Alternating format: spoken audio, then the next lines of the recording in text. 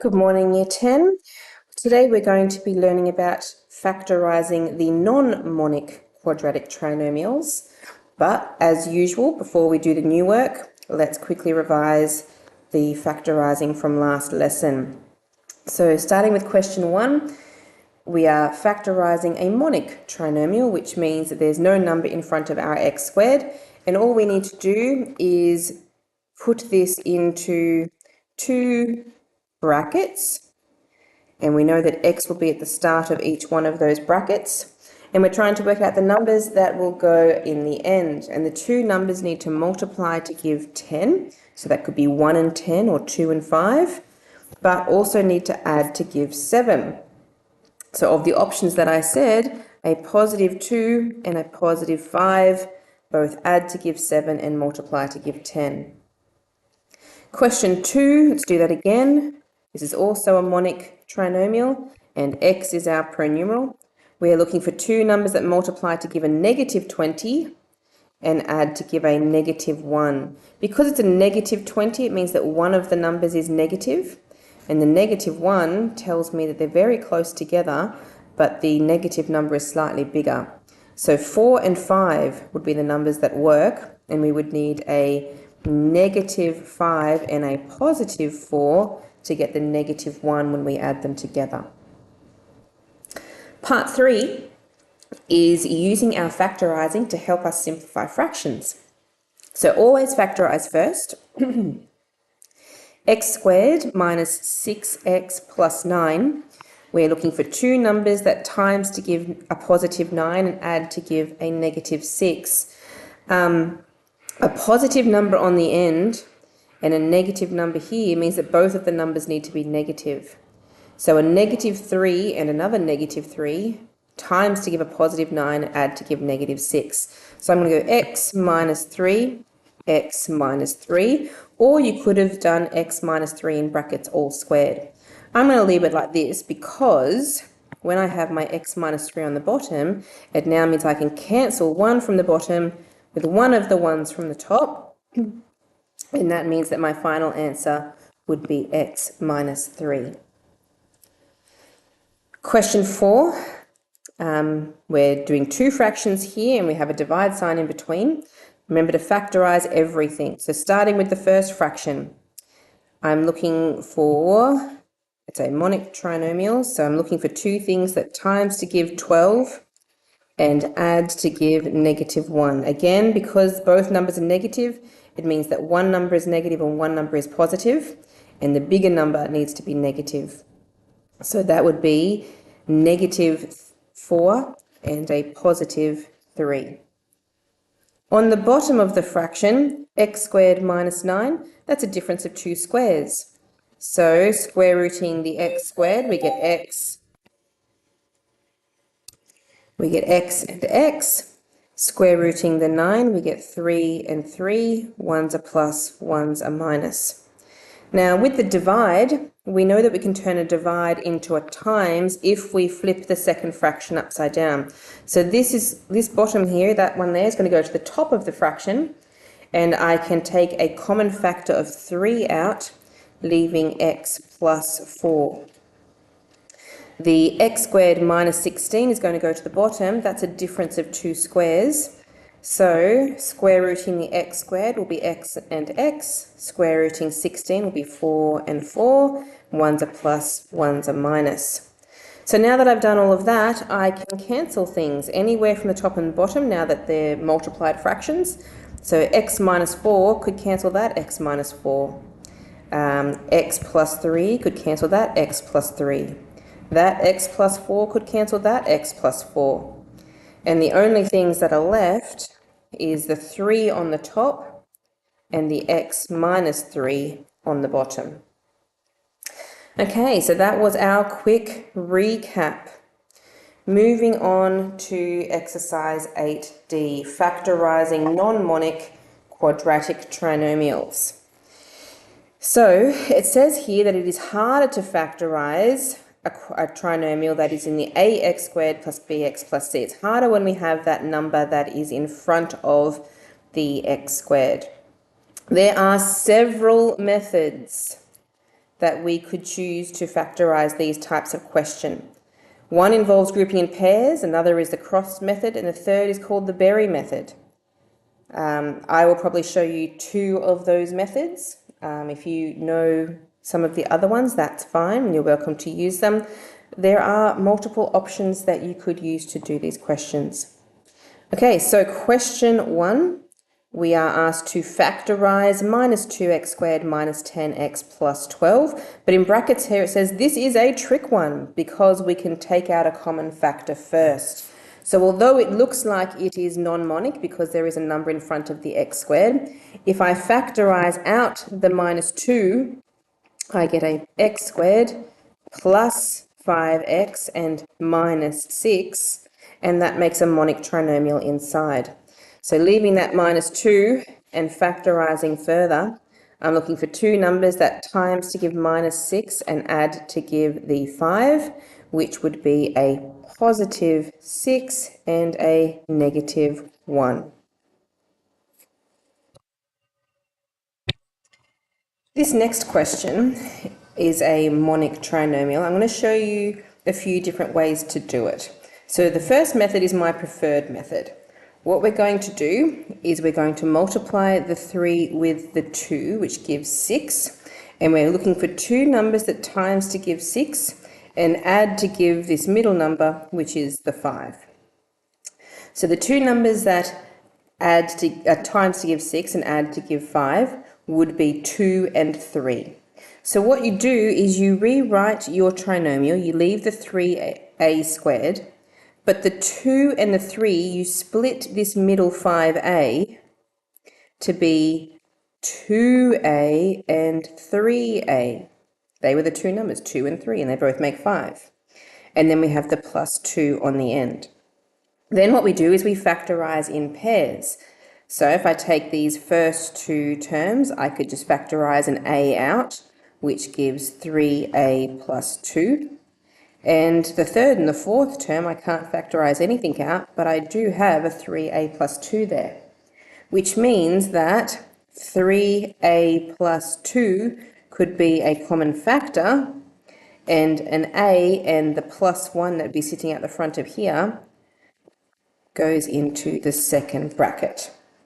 Okay, another method that you may prefer, so let's put or on here, is you start the same way by looking for two numbers that multiply to give 6 and add to give 5.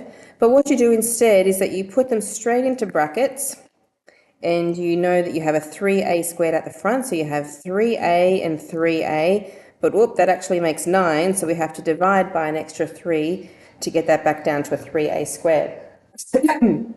The two numbers that multiply to give 6 and add to give 5 are still a 3 and a 2, but then you have to factorize a 3 out of one of those brackets, or sometimes it's a little bit from each of them, in order to get the 3 on the denominator to cancel off. So I can factorize a 3 out of that first bracket to give a plus 1. And that means the 3 can cancel that 3, and then it's in a different order, but I get the same answer as the first method. Or, here is a third option, is the magic X option. So you can set it up like this, where you have an X in the middle, and you times the 3 with the 2, and you're saying I need two numbers that times to give 6, and they add to give the 5. Now, just like before, the two numbers are 3 and 2, but because of the 3 that was at the front of that trinomial, you have to divide each of those numbers by 3. So let's put this over 3, let's put this over 3, and that equals 1, and the second one unfortunately doesn't simplify. So that means when you want to put that into your brackets, the 1 there would just be the a plus 1, and then the second one is 2 over 3, you have to take it out of fractional form. The 3 on the bottom would mean 3a and then plus 2 to get that into the bracket. So, as I said, my preference is the first method. because it is algebraic, and also because once you have done this first line where you're splitting these middle terms up, the rest of it you already know how to do because you already know how to factorize in pairs. So for the rest of the time, I'm going to be using that first method. However, if you have a strong favorite that is something else, you are welcome to use an alternative method if you know it well. Okay, let's move on then to part C. We're going to factorize 2x squared minus 11x minus 2 times negative 6 is negative 12. So the numbers have to times to give a negative 12, and they have to add to give a negative 11. So thinking through the negative 12, we could do negative 12 and plus 1. That would work. So we're going to split that middle term. We leave the 2x squared, a negative 12 and a positive 1, or just positive x, would make negative 11. And then we have the minus 6 on the end. Now we're going to factorize in pairs. So from the first two terms, I'm going to bring out the 2 and an x, which will be x minus 6 inside. Then I have plus x minus 6. There's no factor to bring out there, but the x minus 6 is the same in both terms there. So let's factorize the x minus 6 to the front, and that would put the 2x and the positive 1 that would be hiding at the front of that into the second bracket. Okay, let's do one more of these. First thing we do is we times the 4 with the 12 to get 48. We're looking for two numbers that times to give 48, and they have to add to give the negative 19. So things that times to give 48. Okay, it could be 1 and 48, but that's not going to work. 2 and 24. 3 and 16. 3 and 16 will work, because if you have a negative 3 and a negative 16, it'll multiply to give a positive 48 and add to give the negative 19. So they're my two numbers. I'm going to rewrite this trinomial by splitting that middle term. So it'll be negative 3x and negative 16x, and then the plus 12 on the end. Then factorising in pairs, the first two I can bring out an x, which would be 4x minus 3. The third and fourth term I can bring out a negative 4 to be 4x minus 3. Then the 4x minus 3 is a common factor, and x minus 4 goes into the second bracket. Once you have mastered the non-monic factorize, then, like before, we're going to be able to put those into fractions to simplify down as well. Okay, so because the non-monic takes a bit more work, usually what I do as soon as I see one, like this first question here, I take this over to the side and I go, I'm going to factorize that part first. So I'm going to say what times is to give, it would be 8 times minus 3. It's got a times to give negative 24, and it's got to add to give a positive 10. So 1 and 24, no. 2 and 12, yes, because a positive 12 and a negative 2. So positive 12 and negative 2 would be my numbers, and now I can split my middle term. So it'll be 8x squared plus 12x minus 2x, and then the minus 3 on the end. Factorising in pairs, I can bring a 4x out of the first two terms, leaving 2x plus 3. In the third and fourth term, I'm going to bring out a minus sign, and then I will have 2x plus 3. The 2x plus 3 comes out as a common factor. 4x minus 1 would go into the second bracket. So back to my fraction. This will become 2x plus 3, 4x minus 1, all over 2x plus 3, and then of course the 2x plus 3 from the top and bottom can cancel off, and 4x minus 1 is the simplified answer. Question 3, we have a bunch of things to factorise here, but if we want to start with our non-monic, that one there on the bottom, the 6x squared minus x minus 2. So they have to times to give 6 times minus 2, which is negative 12, and has to add to give a negative 1, which the answer would need to be a negative 4 and a positive 3. So let's split our middle term. 6x squared plus, sorry, it was negative 4, let's get rid of that. Negative 4x plus 3x minus 2. Factorising in pairs, I can bring a 2x out to be 3x minus 2, and then the third and fourth term are already 3x minus 2, so I can bring the 3x minus 2 out as a common factor. 2x plus 1 will go into the second bracket. Okay, so back to the starting question. I can start with the top.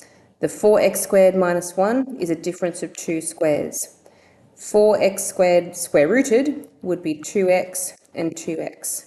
The square root of 1 would be 1 and 1. One of them would be a positive, one of them would be a negative.